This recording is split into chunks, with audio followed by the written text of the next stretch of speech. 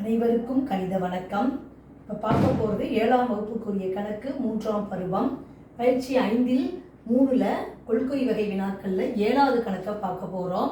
முதல் 6 ஒற்றைப்படை எண்களின் இடைநிலை அளவு டேஷ் அப்படின்னு கொடுத்துருக்காங்க. இடைநிலை அளவுனா என்ன ஃபஸ்ட்டுங்கிறத அது தெரிஞ்சுக்க போகிறோம். இடைநிலை அளவு ஒற்றைப்படையில் 7, அதாவது இந்த கணக்கை பொறுத்த வரைக்கும் ஒற்றைப்படை 7 எண்கள் கொடுத்துருக்காங்க.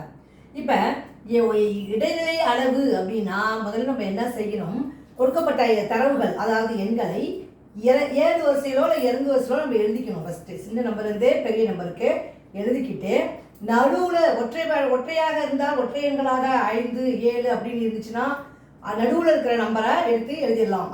அது இடைநிலை அளவு.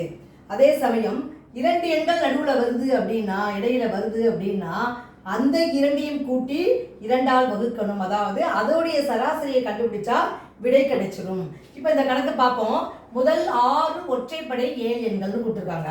அப்போ ஒற்றைப்படை 7 எண்கள்னா என்னது? 1ல் ஆரம்பிக்குது. 1, 3, 5, 7, 9, 11.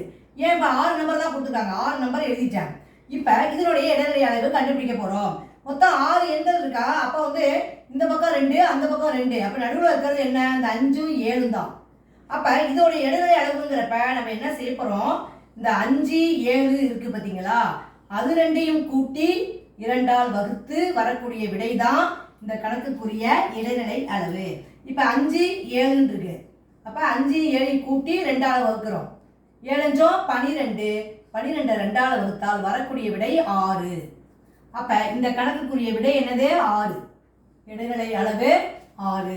புரிஞ்சுங்களா?